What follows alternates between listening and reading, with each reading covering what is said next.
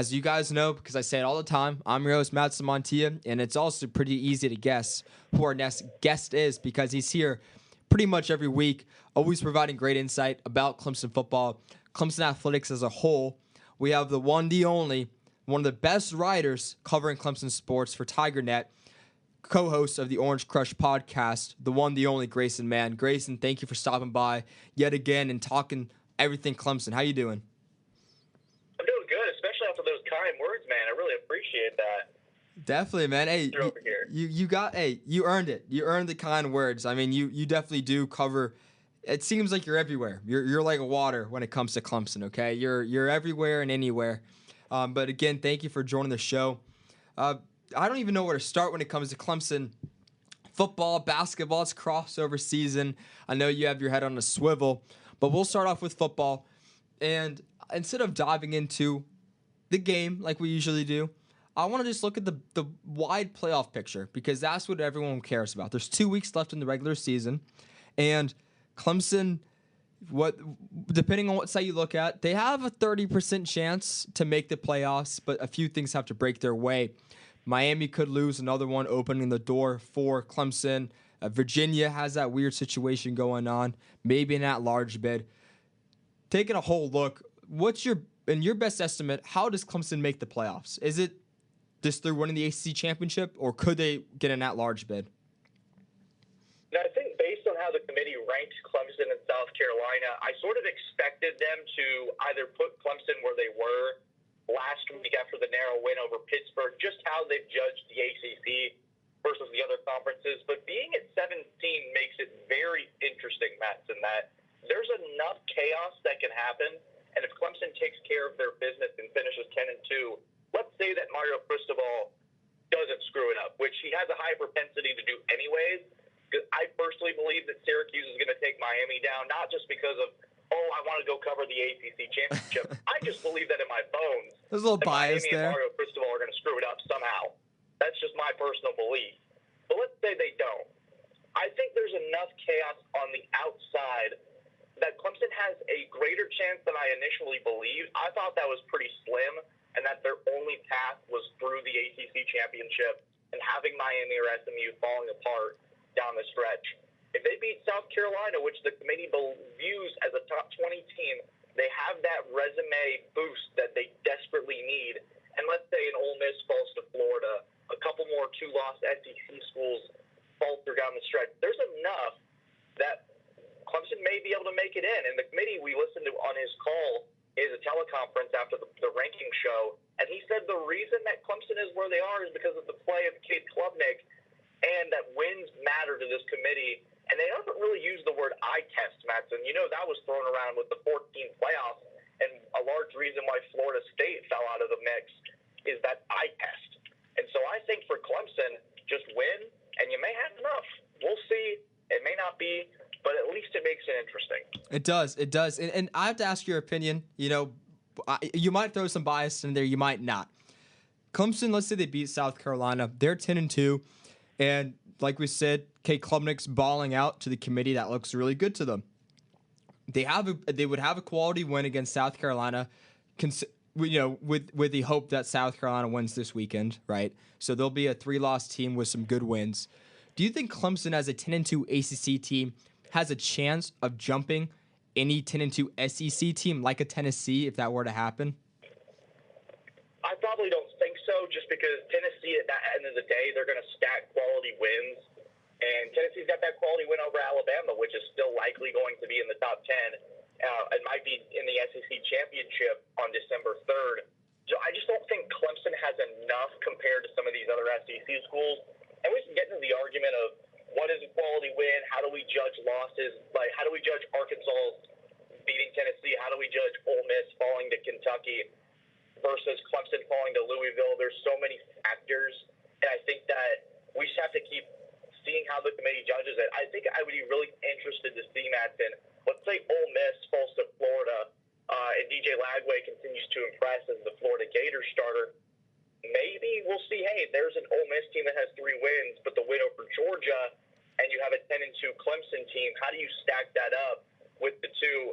That would be something I'd be really interested in seeing, just to see how they judge these mid-tier conference opponents taking down a top 10 team in the country.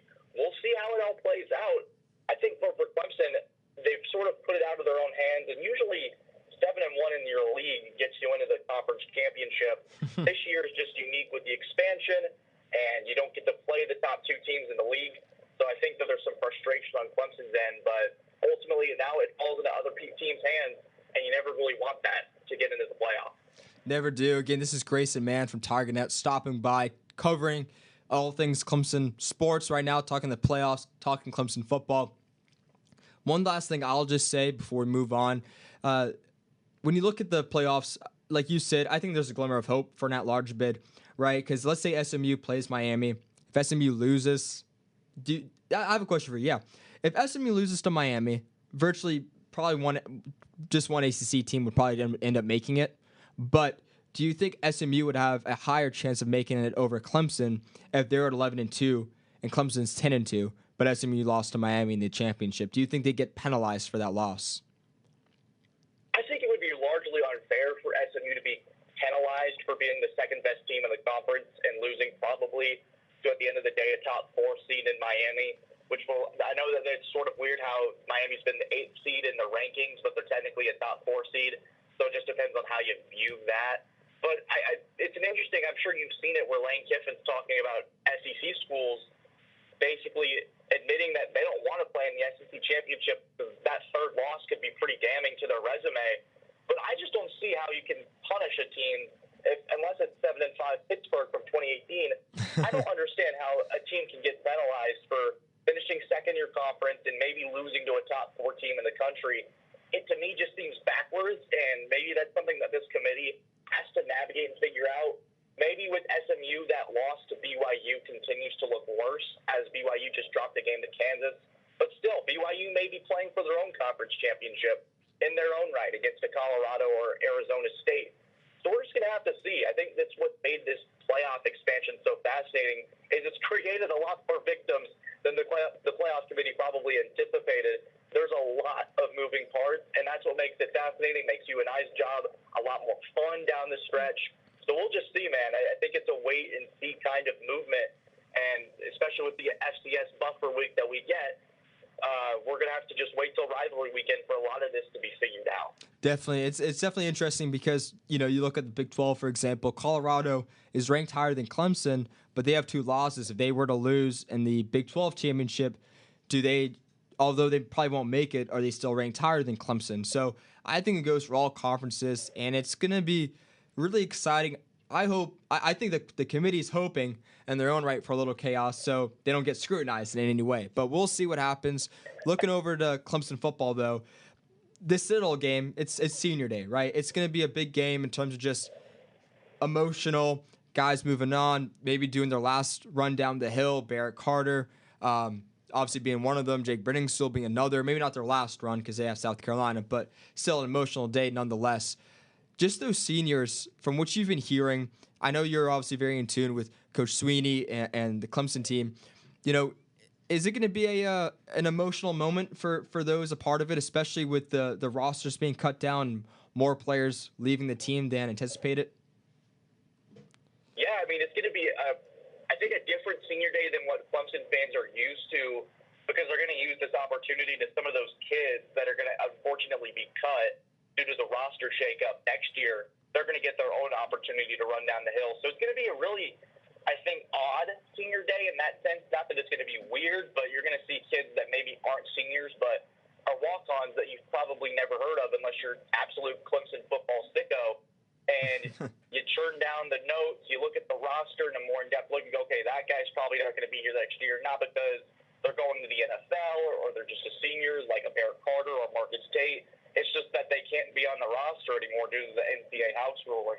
And Sweeney said it's one of the more painful things he's going to have to do. But moving to the actual senior day part of it, we talked to Barrett Carter, and he said that it's a surreal moment. He said each practice feels like it's dwindling down on his career, and that running down that hill is going to be emotional. He said that maybe one day when his football days are over, he might come back to Clemson and call it home. He said it's a special place, and he's given it all to this university. He said he has no regret returning and giving everything he's had to Clemson. So we'll be it'll be interesting to see. I love Senior Day just because it's a celebration of players who have poured their heart and souls into whatever sport when you have that sort of ceremony. So it'll be fun, Matt, and I think not only to celebrate those players, but to just look forward to this final stretch of the season where Clemson still has a shot, and these players that are going to be running down the hill and being honored are a big reason why. Mm-hmm. Definitely. This is Grayson Mann from TigerNet joining the show. And Grayson, a couple more questions I have for you before I let you go. Obviously, people want to focus on the South Carolina game, right? That's the rivalry matchup. Lenore Sellers and co look incredible. He put up like 500 yards against Missouri. But they still have to play the Citadel. And I know it's easy to say, well, it's the Citadel, right? They're an FCS team. They're just not Clemson caliber, one could say. But you don't want to overlook it because we've seen crazy things happen all throughout football. So, how does Clemson not skip past the Citadel? How do they make sure that their attention is focused on this team and they're not looking into next week? Well, it's funny you bring it up that anything can happen. South Carolina's lost to the Citadel before. There's an infamous viral clip of a Carolina fan in shambles after that. I think that was Steve Spurrier's last year with the Gamecocks. But I think for Clemson, it's just going to be getting back to the fundamentals and using this as a tune-up week. Not in the sense of, this is if we just do X, Y, Z, we're going to roll over this team. It's we need to get back to the basics and really focus on, hey, how can this benefit us for South Carolina? I think you're going to see a lot of fast starts. I wouldn't be shocked if they go tempo for a majority of the first half just to try to get some rhythm and some pace established that we really haven't seen from this offense in spurts. I mean, you look at that first half against Pittsburgh, that first 20 minutes specifically, I was thinking to myself, the offense has returned. Klubnik and Antonio Williams had found their stride, and then boom, it just feels like the snap of a finger that the offense stalls out. I'd love for that Clemson offense to put together 4 or 5 consecutive scoring drives with the starters. Maybe I'd hold Maffa just because he looks a little weathered. It really runs. I would give Maffa the chance to get 1,000 yards and throw him to the bench and say, enjoy the day, and rest up for South Carolina. But for this offense, really getting some quality reps in, trying to establish a continuity with an offensive line that's down 9 people within this position group. The offensive line is going to be Sweeney looked pretty petrified when we asked him on Tuesday about the state of that position group. So that'll be interesting to monitor. But yeah, Madsen, fast start. I'd like to see the starters out by halftime, give them some rest before the game gods, but also just some confidence built in that first 2 quarters would be pretty crucial for a team that's sort of stalled in November offensively, and I'd like to see that rhythm return. Yeah, what do you anticipate the offensive line looking like for Clemson? I would expect a mix of players you probably haven't seen taking the field. I wouldn't be shocked if we see a Mason Wade out there in one of the tackle spots. I wouldn't be shocked if there's a couple walk-ons we may see in that rotation, maybe not starting, but giving guys a couple licks here and there. I wouldn't expect to see Tristan Lee or Marcus Tate out there. Sweeney says they're progressing, but I guess if the thinking is the same as the coaching staff, if they're not 100%, it's not worth it to throw them out there for the Citadel, especially with the South Carolina pass rush being such a ferocious part of that team. I think the lineup rotation, I would expect it to be much rather the same. You probably have Blake Miller playing left tackle. You might see Mason Wade out there. Harris Sewell will be rotating. Walker Parks will be a mainstay. But this is going to be an offensive line that's going to have a lot of rotation on Saturday. Obviously, if it wasn't for the Citadel, it would be a much larger issue. But I think against South Carolina, you've seen that pass rush, Madsen. It's going to be a problem, and something that fans need to consider heading into next weekend. This is going to be a preview of what's to come. Yeah, we'll see. It's going to be exciting. I know a lot of Clemson fans are really hoping, crossing their fingers, it's not a replication of 2022, where South Carolina came and won 31-30 and broke a lot of streaks and a lot of hearts at Death Valley. 2 more questions, a quick one for you, real quick. Ashton Hampton, right? He's been learning some time. Do you anticipate him working his way up and potentially being a starter? Is that crazy to say? Could he be a starter for this team? I think his play has proved that he deserves more playing time on the field. I think he's just a better cover corner than Jaden Lucas at this moment.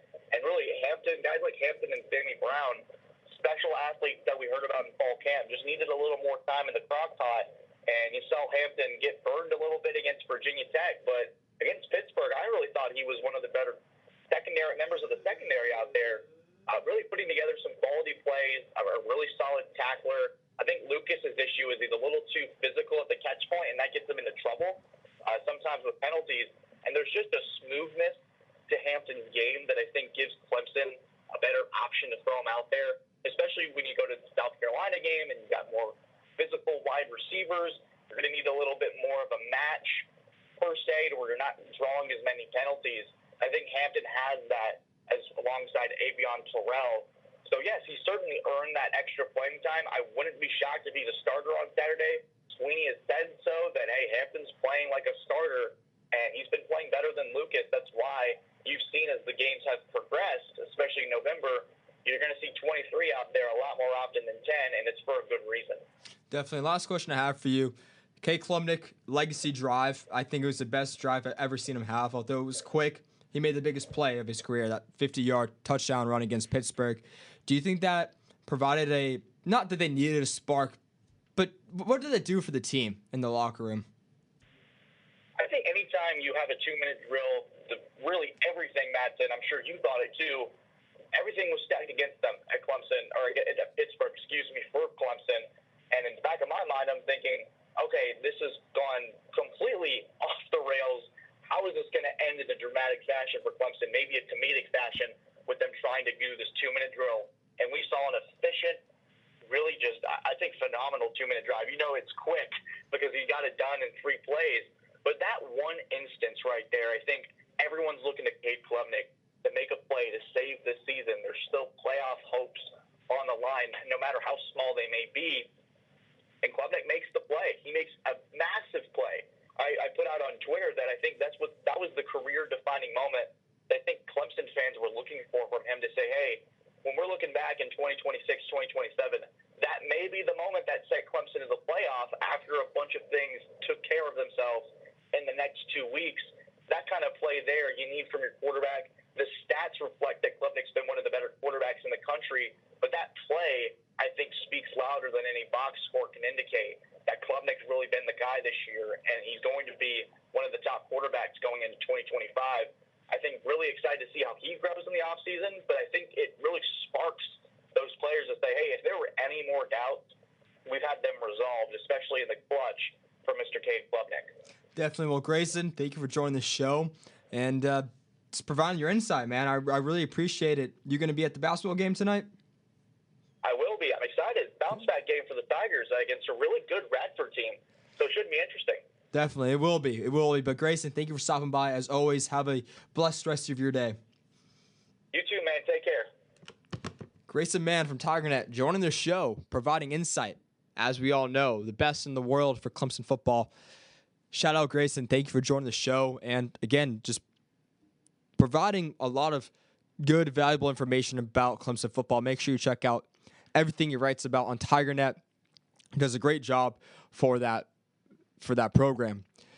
Cade Klubnik, legacy-defining play. It was. And it was something that everyone has been hoping for from Cade Klubnik. Cade has been a good quarterback this year, a great quarterback statistically, right? But in the 2 games that were the big ones, Georgia laid a stinker. Louisville laid a stinker. And it's not to say that he was a bad quarterback, right? There was issues with it. I'd say wide receivers weren't getting separation against Georgia. The offensive line wasn't necessarily holding up. The defense wasn't holding up against Louisville. There's other reasons why they lost. But when you look at teams that are top dogs, the commonality is, do they have a quarterback that can make the big plays when they matter most? Do they have somebody on their roster who can step up even when the stakes are stacked against them? You can take an Alabama, for example, Jalen Milroe. Even when things are going sideways, he finds a way to win. Shedeur Sanders in Colorado. Amazing. He's the best quarterback I've seen this year, but he finds ways to win. Cam Ward, his defense gives up 50 points, but he scores 60. They all have an it factor to them. And it's been 3 years for Cade Klubnik, right? Last year and then last couple of games of his freshman year. And there was just always something missing. there was that it factor missing. But it seemed as if he finally captured it against Pittsburgh in that 50-yard scamper to the end zone, that designed QB run. I think that ignited something in himself and within this team that's going to propel them to a lot of success. It also gives you confidence. Obviously, it's nice to see your numbers when you put up 300 yards and 3 touchdowns against a Virginia or against an App State. And it's fun to have the offense firing. But when odds are stacked against you and you're losing and you need a scoring drive with 2 minutes left and you deliver a huge play, a 50-yard touchdown run, there's some added juice, some added confidence that makes you realize, honestly, I'm that guy. It makes you think, I'm that dude. Who can stop me? Nobody can. And Cade Klubnik finally captured that. And that was something that, yes, Grayson said Clemson fans were seeking, but that was something that Cade Klubnik and this coaching staff and his teammates maybe not been saying vocally, but we're all thinking, you got this. It's time for you to show your it factor. And Cade Klubnik did just that. And who knows what's going to happen with his playoffs. But seeing a move like that from Cade, it makes you realize this year and definitely next year, you can win. And you can win in the biggest moments because you finally found your guy. And he's proven it this year. He's had great arm talent. He's made big plays. He's had big games. But he also finally delivered in a crucial moment. Down 3 points in an away game against a 7-2 Pittsburgh that had his number all day. With playoff hopes still alive, he went out there and led them on the game-winning drive.